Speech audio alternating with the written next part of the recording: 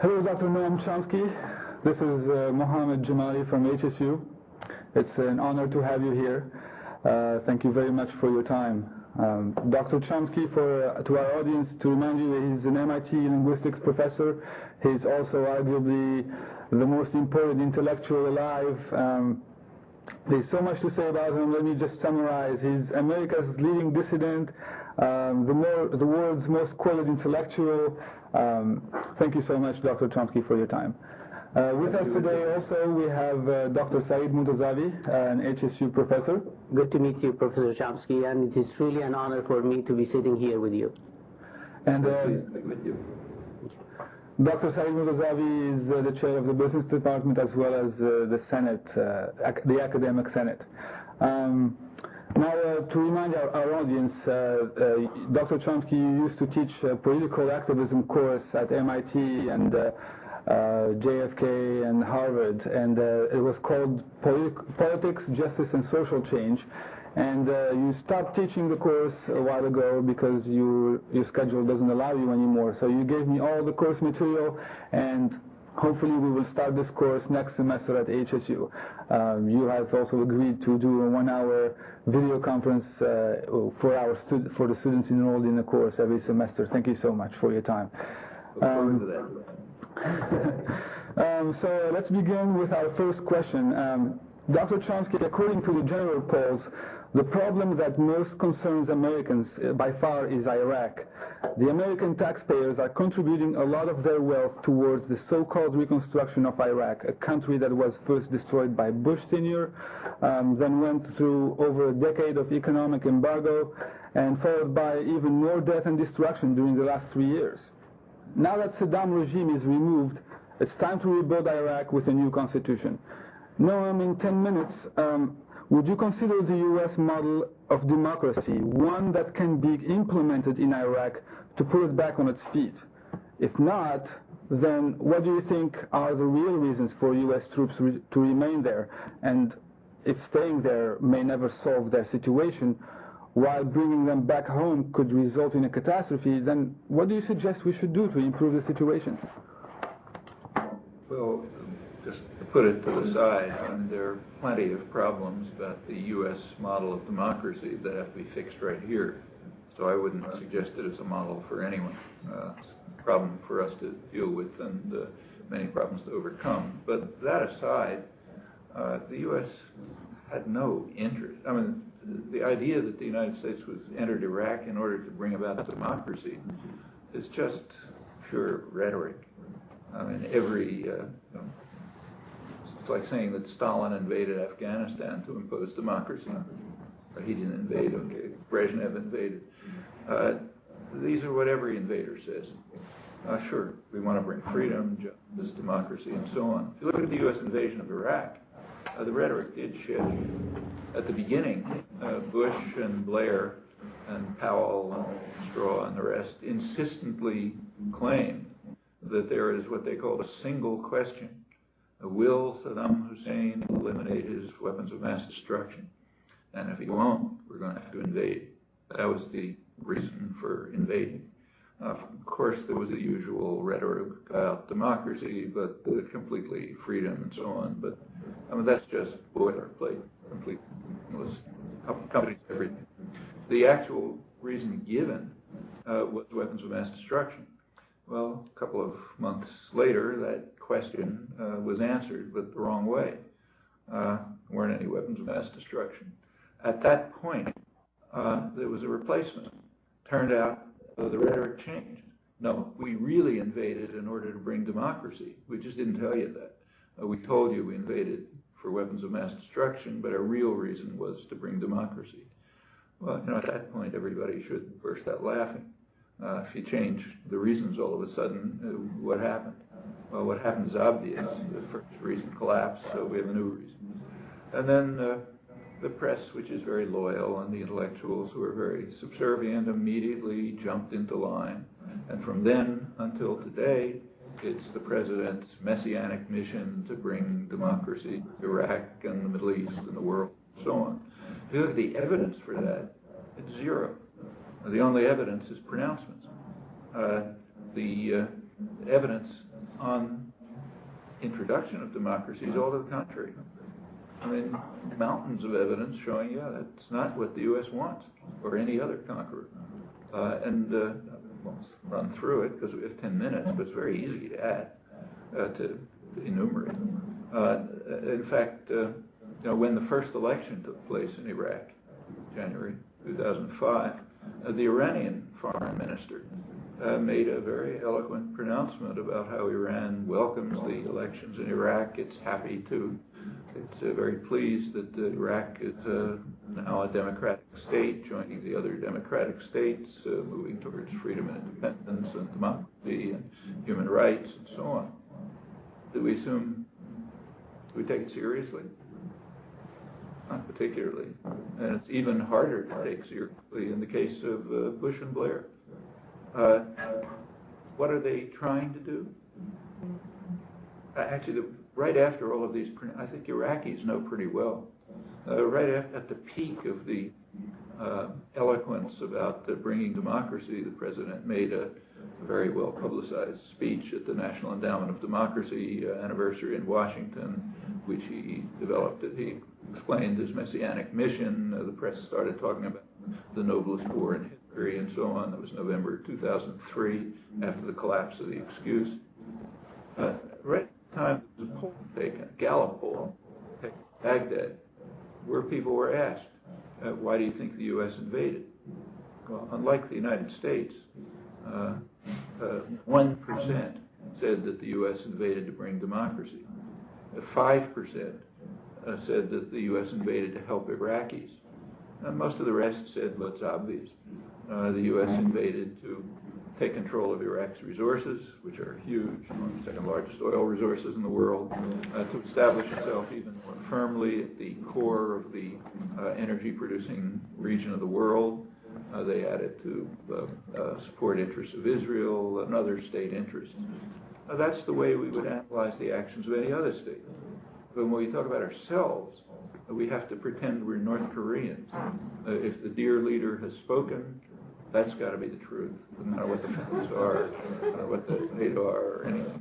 So here, yes, the dear leader has spoken, we're bringing democracy, but their end of the stick have commonly a much clearer view of the world. And their view is essentially correct. Well, what is the U.S. trying to do now? Well, I mean, the Bush administration did create a catastrophe that is probably unique in military history. I can't think of another case where an invader has been totally incapable of imposing its rule on a conquered country, especially when the disparity of force is so great. I mean, this is the first war that anyone can remember which literally can't be covered by journalists. The journalists are stuck in fortified areas. They can't go out except under armed guard. That wasn't true in the Vietnam War. It wasn't true in the Algerian War. It's never been true. But the catastrophic conditions that have been created are so overwhelming that it really can't be covered. If you take a look at the measures of health, nutrition, production, and so on, it's been devastating. Within about 16 months, when the last study was done after the invasion, best estimate of killed was roughly 100,000 people as a result of the war. The malnutrition had doubled. It was already in a horrible state because of the devastating effect of the sanctions. Hundreds of thousands of children were wasting. They're going to, technical term, meaning have irreversible brain damage from just the further devastation of the society. This is really catastrophic, and they can't keep control of it. I mean, in fact, they're having more trouble in Iraq than the Germans had in occupied Europe. They were able to establish regimes, the Vichy regime, Norway regime, and so on, in which the security forces, the civilian forces, were all local. The Germans are in the background, like the Russians in Eastern Europe, but the societies were run by their own people, stably, in fact. The U.S. has not been able to institute that in Iraq. So what are they going to try to do? Well, one thing, there's a good reason why they cannot. What they ought to do is perfectly straightforward. I mean, an invader, no matter who it is, has no rights whatsoever. An invader has responsibilities, not rights. One of the responsibilities is to pay reparations to the victims for what's happened. In the case of Iraq, that means paying reparations for the destructive effects of the invasion, of the terrible effects of the years of sanctions, U.S.-British sanctions, and in fact reparations for supporting Saddam Hussein, which the U.S. did. As late as in 1989, the United States was inviting Iraqi nuclear scientists to the United States, to Portland, Oregon, to learn how to make nuclear weapons. The U.S. was providing them with the means to develop nuclear weapons, biological weapons, and so on. This is long after the atrocities against the Kurds, long after the end of the war with Iran. Britain was doing the same, so were other countries. You know, they owe reparations to the Iraqi people for all of this. That's the first responsibility. The second responsibility is to do what the victims want you to do. That's the responsibility of an invading army. And we have a pretty good sense of what that is. There are polls run by the occupying authorities, British and U.S. polls. The most recent that was published by Brookings Institution Analysis, found that 87% of the people of Iraq want a strict timetable for withdrawal. That's an astonishing number. You wouldn't have found that in Vichy France. And if it's really all of Iraq, as they said, it's probably about 100% of Arab Iraq, because the Kurds don't care.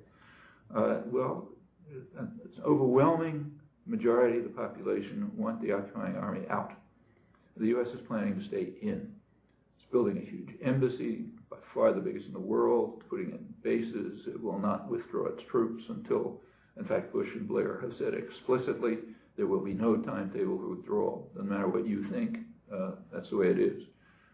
What the U.S. ought to do is clear, meet its responsibilities. Same with Britain.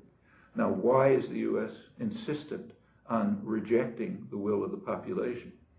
Well, it's not just the standard hatred of democracy that's common to conquerors and power systems generally. Well, that's part of it. But they're for very good reasons. They're not being much discussed because we have to be North Koreans. We're not allowed to talk about the real reasons for invasion. But as soon as you look at them, you rise to the level of people of Baghdad. You can see why it's so hard for them to pull out. Just suppose the United States pulls out and permits a sovereign, independent Iraq to develop, which is more or less democratic, some popular will expressed. Well, the majority of the population is Shiite. They'll, in a mildly democratic system, they'll have an influence over policy. They would much prefer friendly relations with their powerful neighbor Iran than hostile relations. Iran's Shiite as well. There are also plenty of close connections. Many of the, probably a large majority of the Muslim clerics either came from Iran or have close connections to it. The Ayatollah Sistani, the most influential, was born in Iran. The Badr Brigade, which is the main militia controlling the south, was trained in Iran and retains close connections. And in fact, those connections have been continuing. So they'll establish closer relations with Iran. That's almost certain. Furthermore, notice that southern Iraq, Shiite Iraq, that's where the oil is, almost all the oil. So this means the main oil centers of Iraq will be closely linked with Iran. Furthermore, right across the border in Saudi Arabia, there's a Shiite majority. And that happens to be the region where most of Saudi Arabian oil is. That's the main source in the world. And any move towards independence or sovereignty in Iraq already is stimulating efforts by the Shiite population, which has been bitterly oppressed by the ruling tyranny that the U.S. backed. That'll leads to efforts at autonomy and independence there. Well, you can see the nightmare in the minds of Pentagon planners. I mean, what might be developing is a independent, loose alliance of Shiite elements, Iran, Iraq, Saudi Arabia, which will control most of the world's oil and will be independent of the United States. And it could become worse, worse nightmare. Europe, they can intimidate. They can't intimidate China. And that's why China is considered such a great threat. They just refuse to be intimidated. So yes, they'll move in. They'll be happy. They already are establishing relations with the oil producers. They'll be happy to do more of it. This alliance might even join up with the Asian energy security grid that's developing, China-based effort to develop a continent-wide energy system. I mean, at that point, the U.S. becomes a second-class power. All of this could follow from allowing sovereignty in Iraq. So you can understand what they're doing everything to prevent it. It's not just the distaste for democracy. It's also real geopolitical consequences. Thank you, Dr. Chomsky. We'll actually talk about Iran a little more later today. I want to remind our audience that tomorrow, April 19th, at HSU, there will be a question and answer panel about the war in Iraq with some not Iraqi veterans, but Iraq veterans and HSU professors. Dr. Mortazavi, to continue on the idea of applying Western models of democracy in Islamic countries, you have thorough understanding of both Western and Islamic theories and paradigms of political economy, and you completed a manuscript called Political Economy of Islam that could unravel the political imbroglio in the Middle East. You wrote it in an accessible style to college students. You also teach the subject here at HSU. In 10 minutes, what message are you trying to convey to your students, and when you compare the Western and Islamic models during this turbulent time? Let me address that from a different angle than Professor Chomsky answered the same question. I want to conclude that Western-type democracy is not compatible with Islamic culture and value system. And I have reasons for that I'm going to summarize that for you. The media, unfortunately, in this country is pretending as if democracy means having election, whether it's free or not, that's the issue, but having election as if it is really democracy. I just want to remind everyone that evidently we had election in Afghanistan, and a couple of weeks ago, if you do remember, that Afghani government wanted to execute an individual because he had converted to Christianity. Now, this time we were able to take that individual out and put him in Italy, but what will happen next time when this fundamentalist group in Afghanistan, which is still Islamic beliefs in Afghanistan want to stone, let's say, a woman for committing adultery?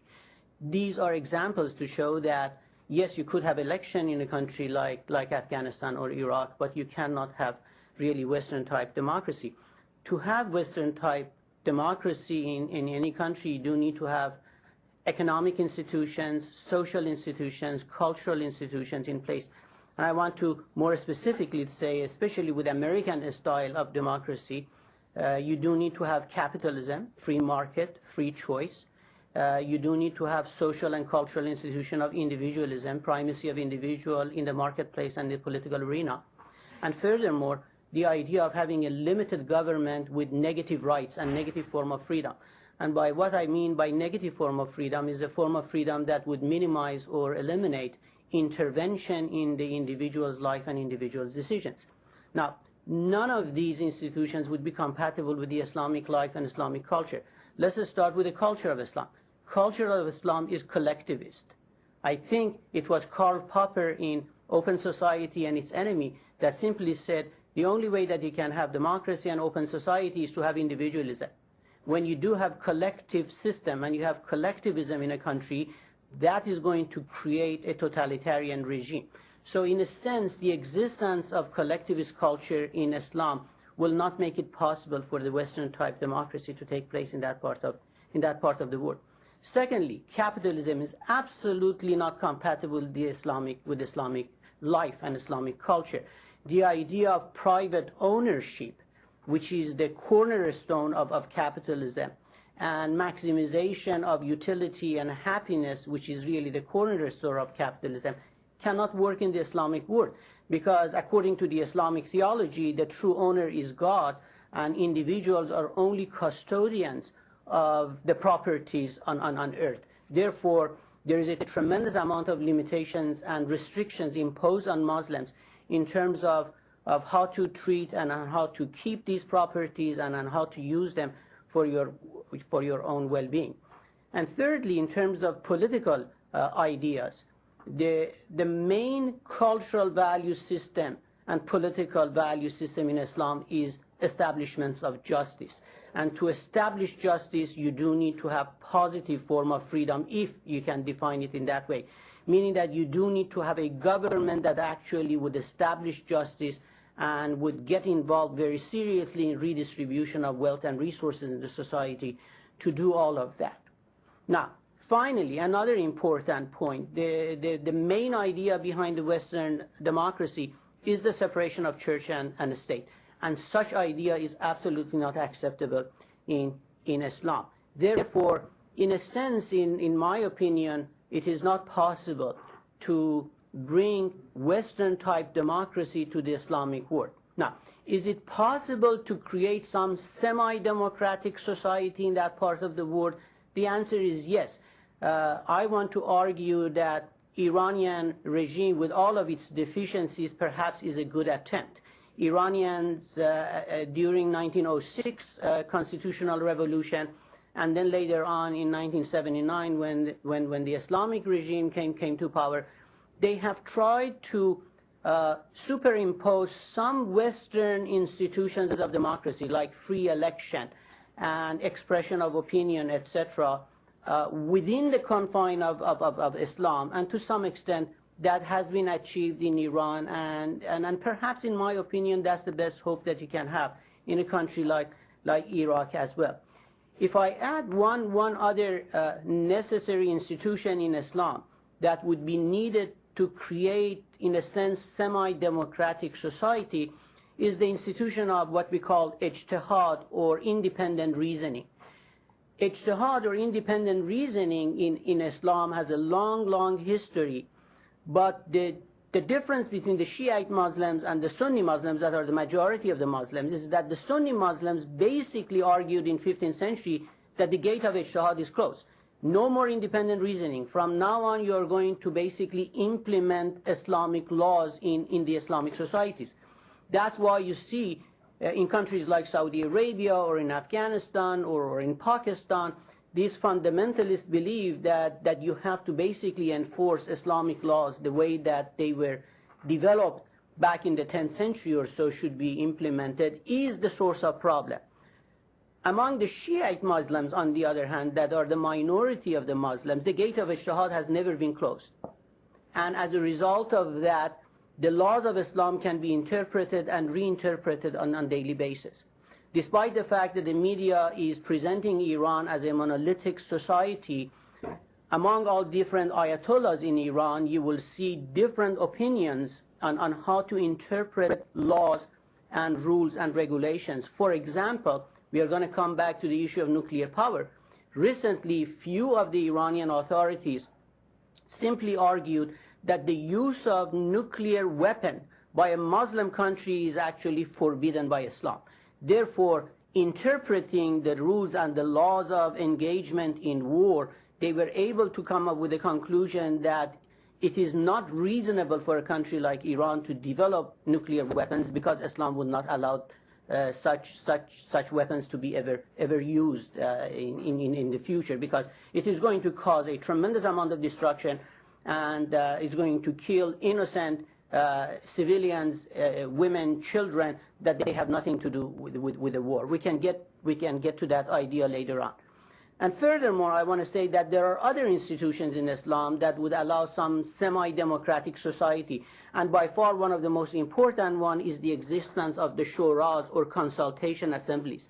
That's why in a country like Iran, usually we refer to the legislative branch in Iran as Majlis Shura. This is an assembly that individual members of the assembly can be elected, and they more or less can interpret the laws of Islam in order to come up with new rules and regulations for the country as well. Therefore, in my opinion, despite all of the deficiencies of the Iranian government, to some extent, Iranian model is the best hope that one can have in the Islamic world, other than having our own dictators in those countries ruling the country by force, basically.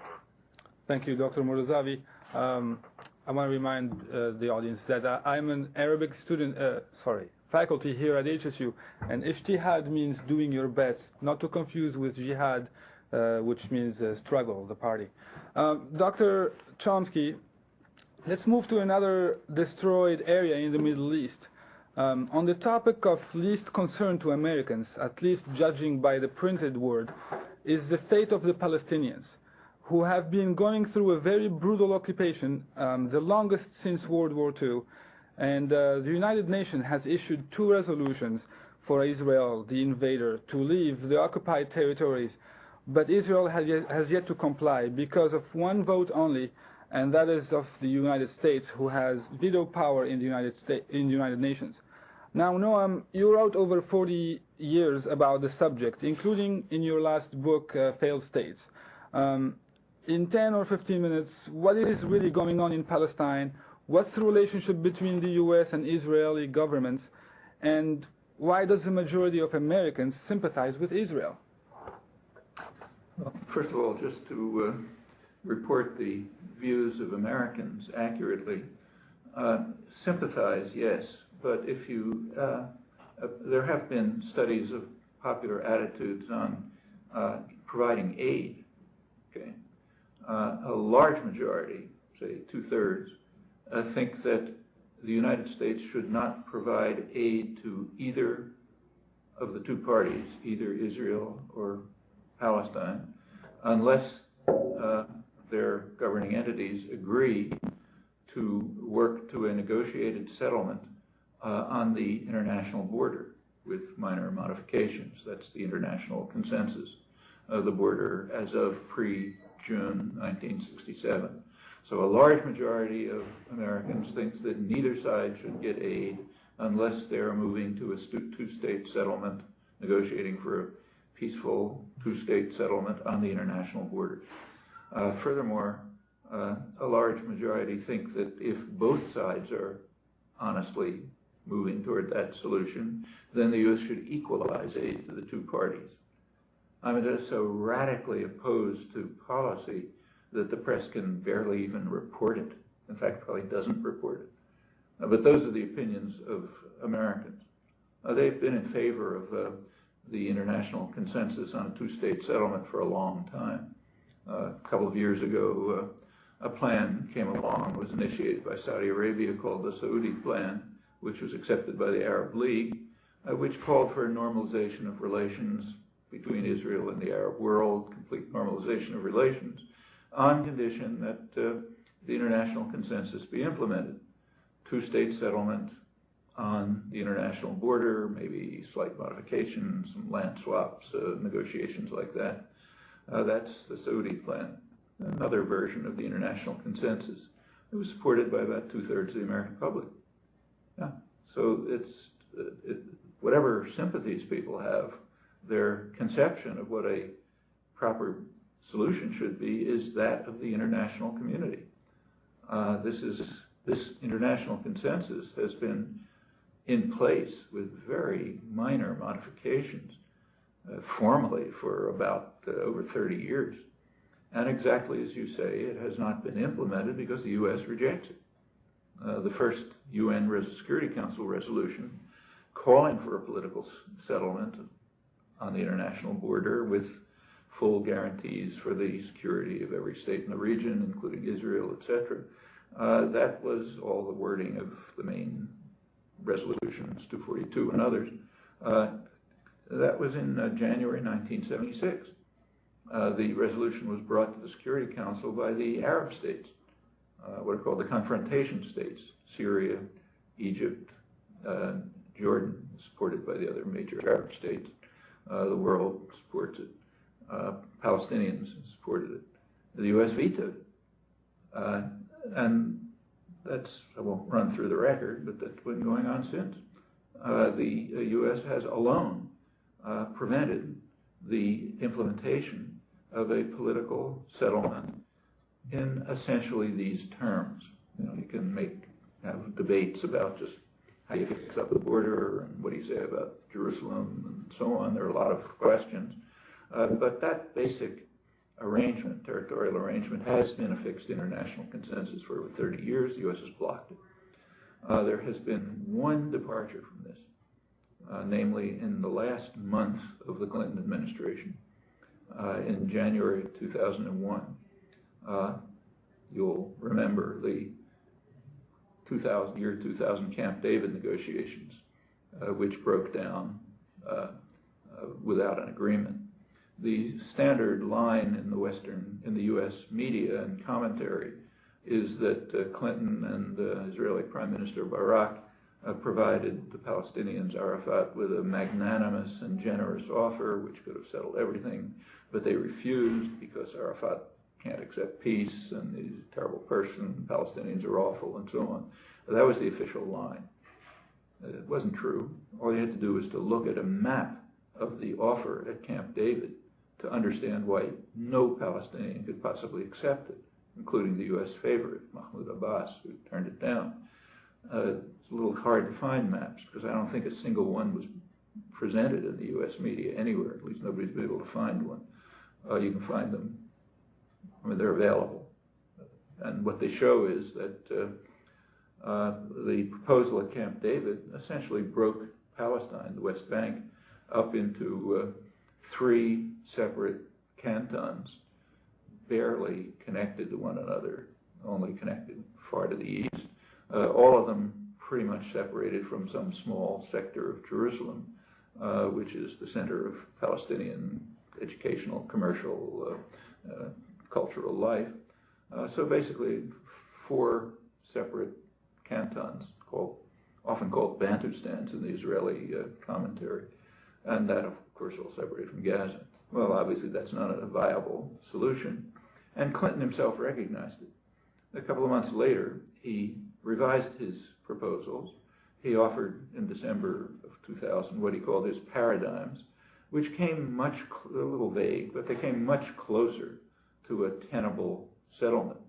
Well, at that point, Israeli and Palestinian negotiators, top-level negotiators, met in Taba and for a week had intensive discussions to try to work out the details of a settlement along the lines of Clinton's parameters.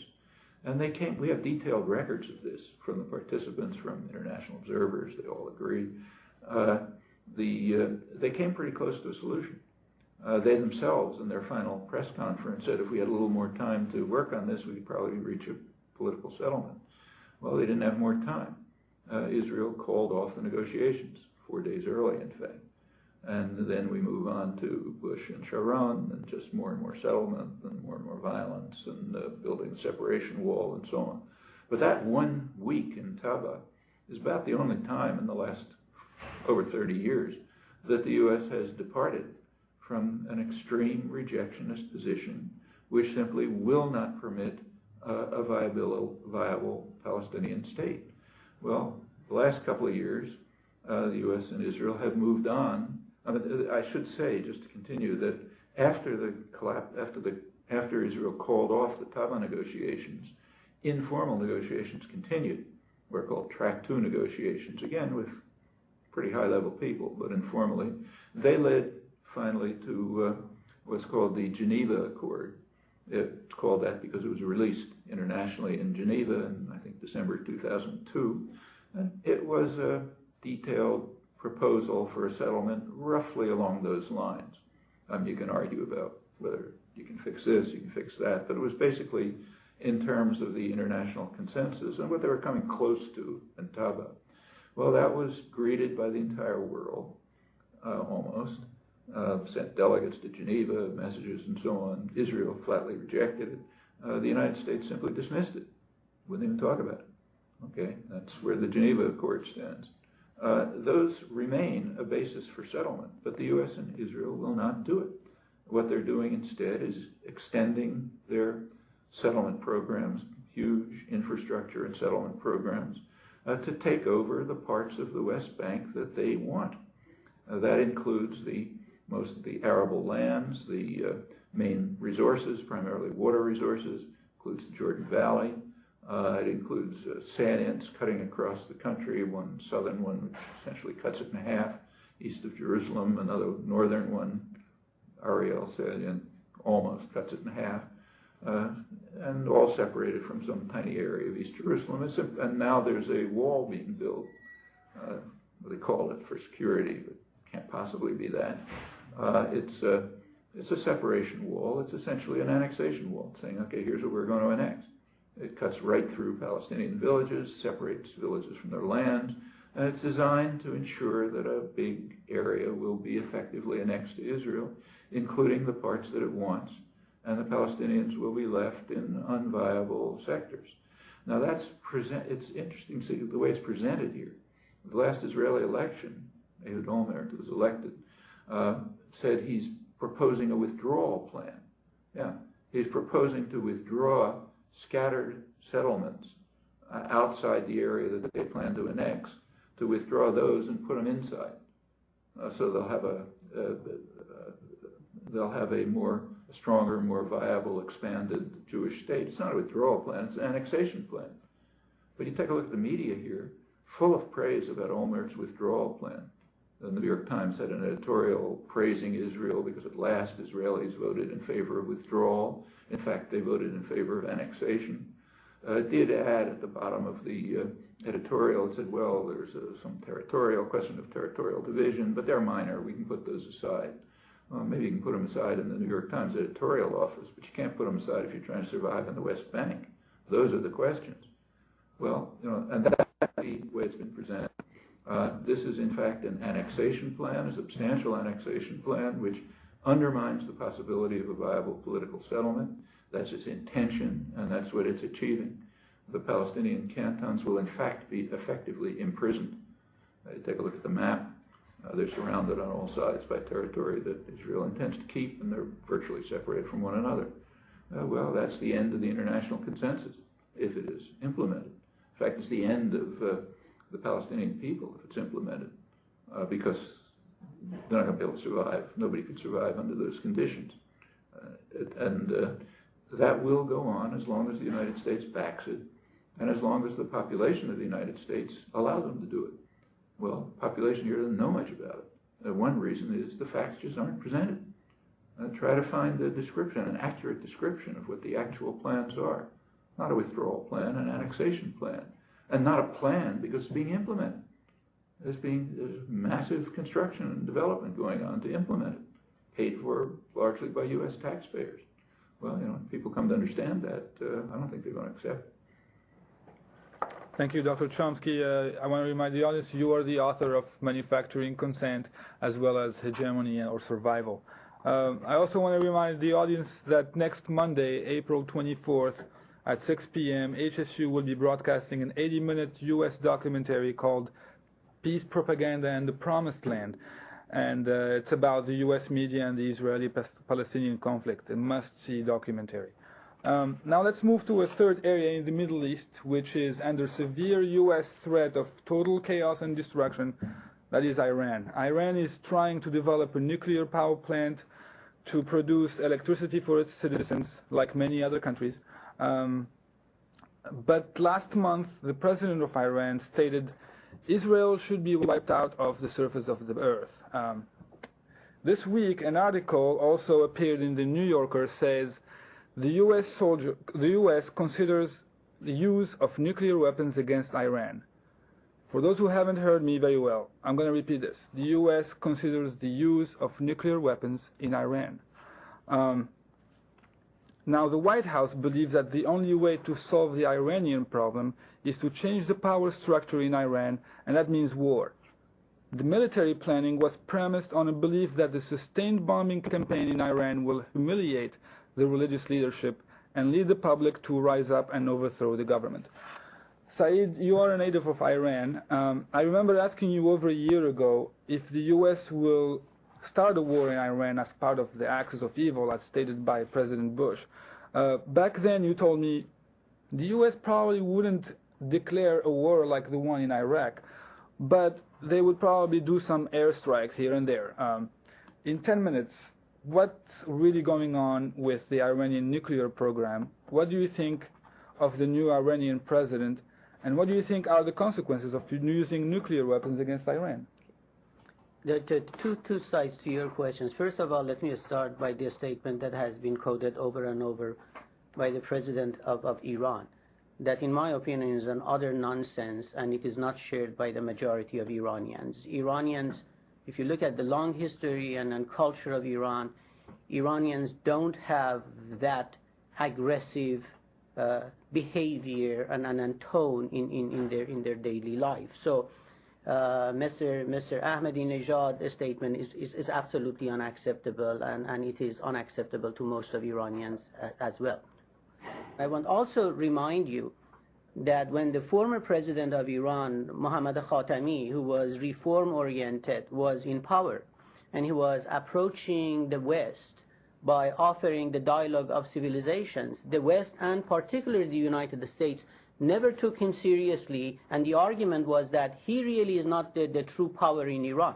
The president in Iran does not have the power, and the supreme leader of Iran, Ayatollah Khamenei, has the power, which is still the case, meaning that Ayatollah Khamenei has the veto right in everything that is going in the country, and the president simply does not have that power. It is Ayatollah Khamenei who is controlling the military in Iran, and not the president of Iran, so on and so forth.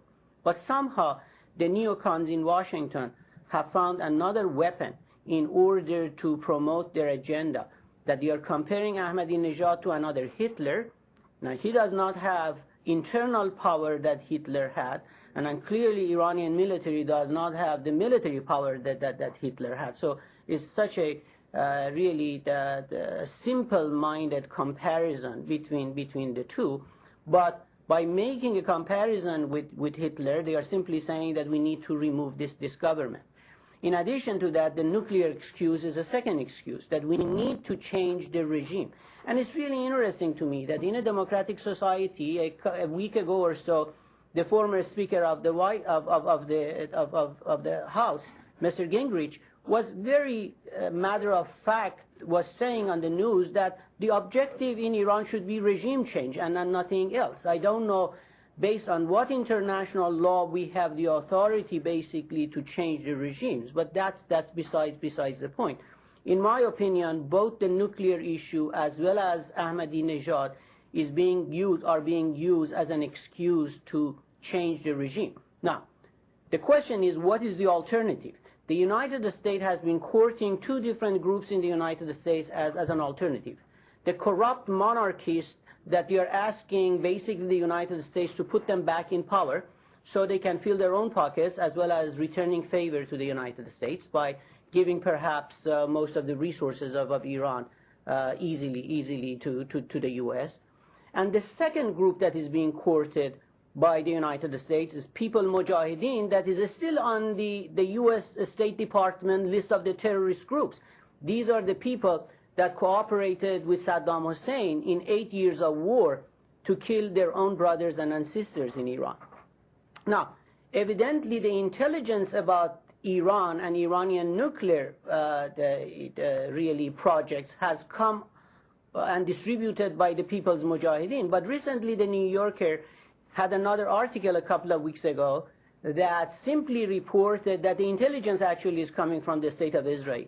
It was the State of Israel that first approached a monarchist group in Southern California, and they decided that they are not going to be the agent of distribution because they would not be able to ever go back to Iran. But Mujahideen are in such a desperate position that they accepted to distribute that information as if it is coming from their vast network of agents in Iran. Now, no one really knows, at least I don't know, what is the intention of the Iranian government in terms of the nuclear energy. Whether they are developing only this technology to have energy, or they are having weapon in mind.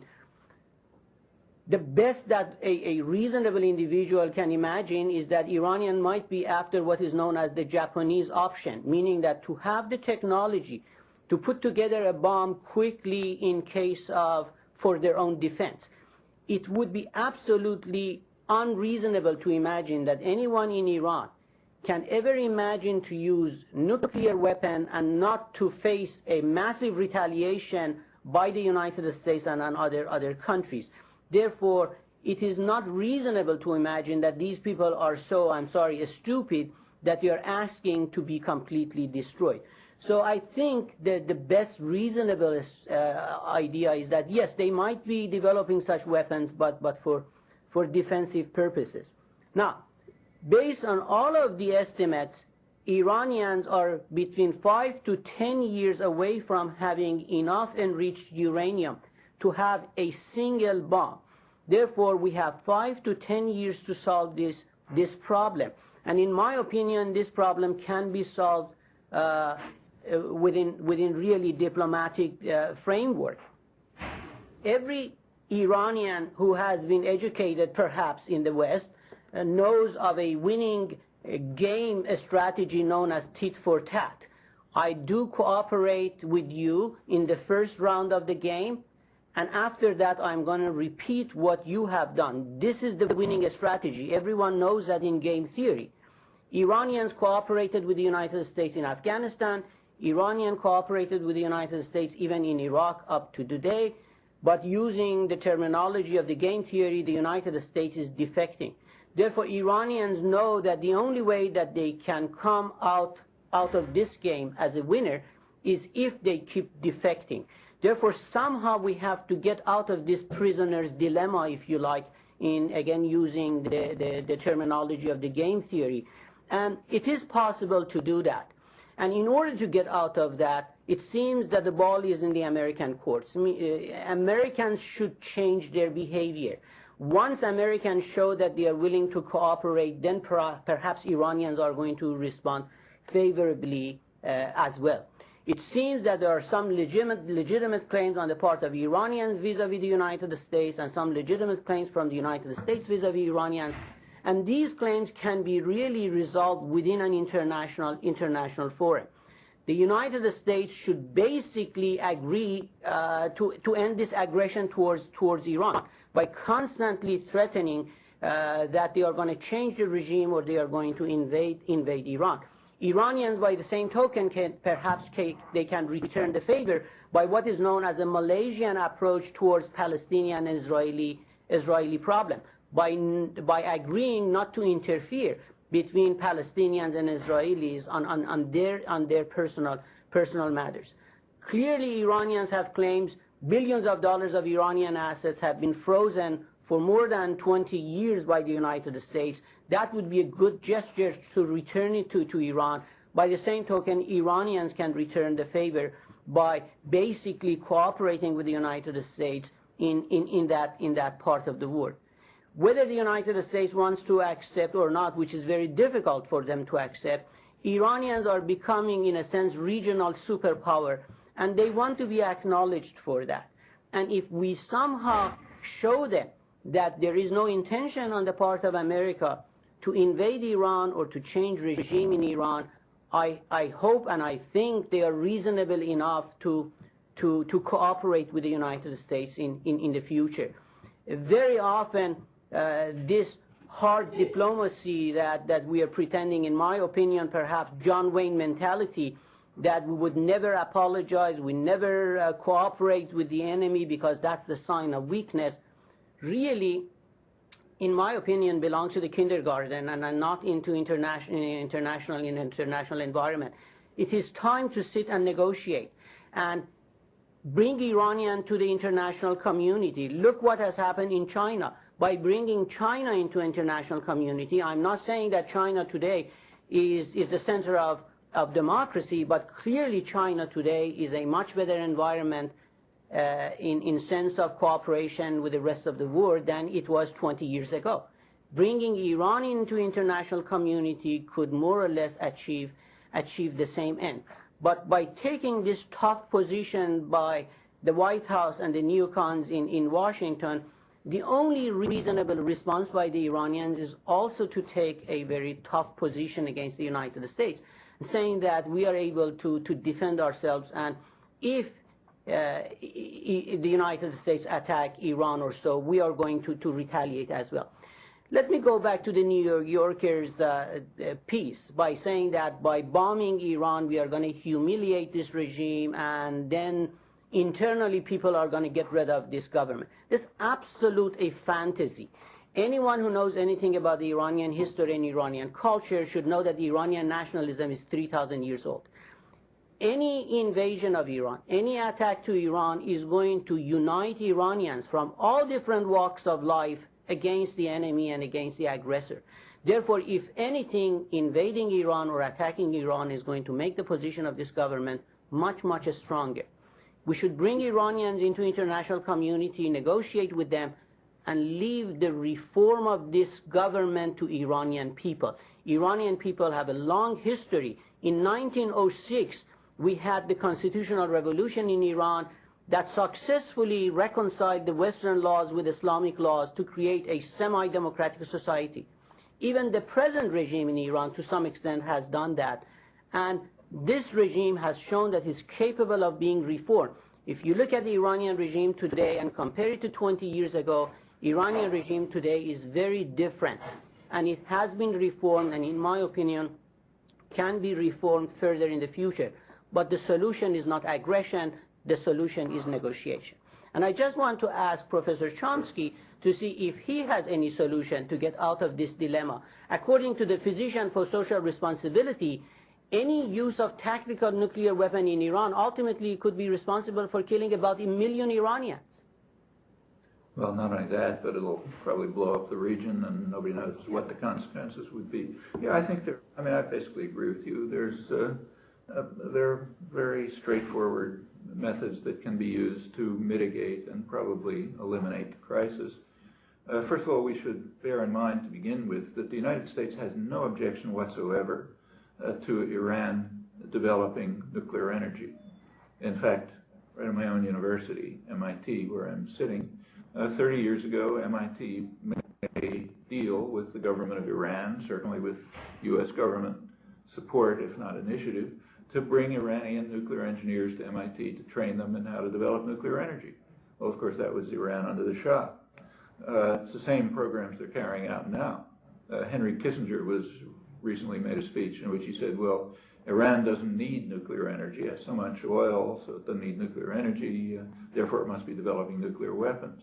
He was actually asked by the press why he said that, since when he was Secretary of State, he was saying the opposite.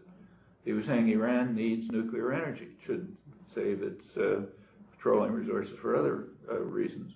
So how come it needed nuclear energy then and doesn't need it now? He says very frankly, he said, well, then they were allies. Tells you nothing about that. So right now, Iran is, as far as we know, is acting completely within its legal responsibilities as a member of the Non-Proliferation Treaty.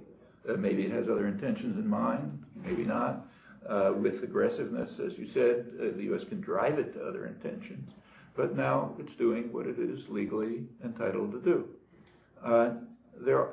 2 years ago, the European Union and Iran did meet to arrange a bargain to try to settle the problem. The bargain had, each side was supposed to offer something. Iran agreed to temporarily suspend all of its uranium enrichment activities, even though those are legal. It said it would suspend them. And in return, the European Union was to provide, I'm quoting, firm guarantees on security issues. Firm guarantees on security issues. Now, security issues has a very definite meaning. It means U.S.-Israeli threats to attack Iran. I mean, if somebody was threatening to attack the United States, the U.S. would blow them away. But the U.S. accepts, the government accepts the right to threaten other people and attack them. Well, the European Union agreed that they would deal with this. They would provide firm guarantees on security issues. No more U.S.-Israeli threats. Well, the European Union backed down from its side of the bargain, presumably under U.S. pressure. And after some time, Iran backed down on its side of the bargain, predictably. Well, one way to proceed further is to reinstate that bargain. Firm guarantees on security threats, suspension of uranium enrichment. We can go on. There is there's a very good reason. I can't go into it now because it's late, but there's a very good reason to prevent any state from carrying out uranium enrichment. In fact, there's a treaty that came to the United Nations. It's called Fissile Material Cutoff Treaty, banning, capping, and ultimately banning production of fissile materials by any state. That was November 2004. It passed 174 to 1 with two abstentions. One abstention is Israel, which reflexively votes with the United States, which was, of course, the one. The other was Britain, which is more interesting. The British ambassador at the meeting said that Britain favored the treaty, but it could not vote for it because this version of the treaty was dividing the international community, dividing it 174 to 1. So that treaty is, for the moment, vetoed. But it's a very sensible proposal, and there is an international.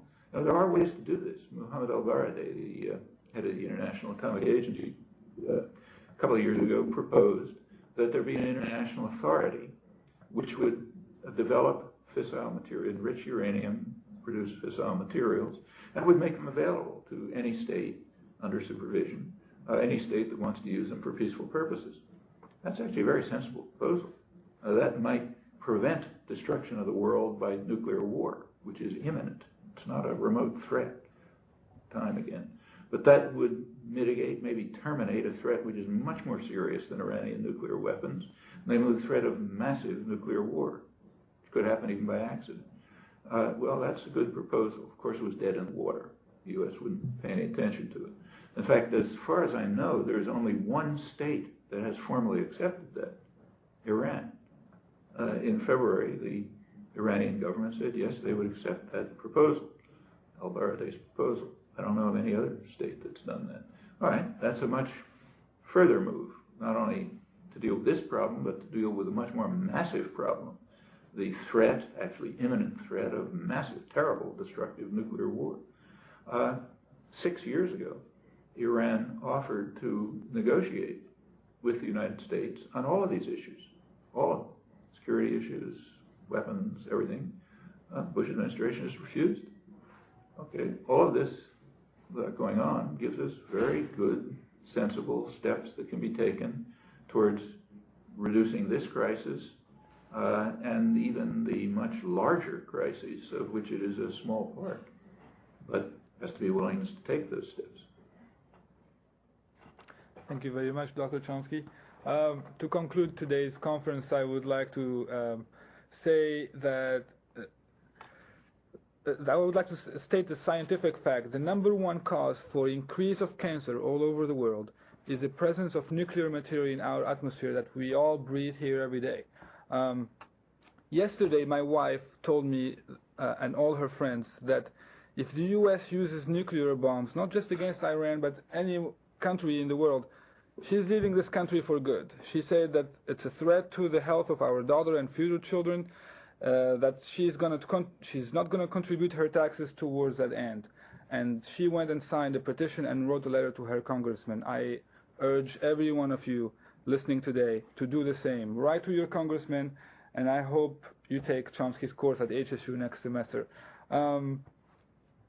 Today's conference was broadcasted by StreamGuys.com. Thank you so much, StreamGuys. You paid for everything, and you're providing today's conference for free for everyone. Dr. Chomsky, I asked you if you could come to HSU one day, and you said you were booked until 2008. I still keep my hopes up. I will keep my hopes up. And thank you so much for your time today. It's an honor to have you here at Humboldt State University. Thank you. Thank you, Thank you. Chomsky. Thank you. Good. Have a good day. Thank you. All right. All right.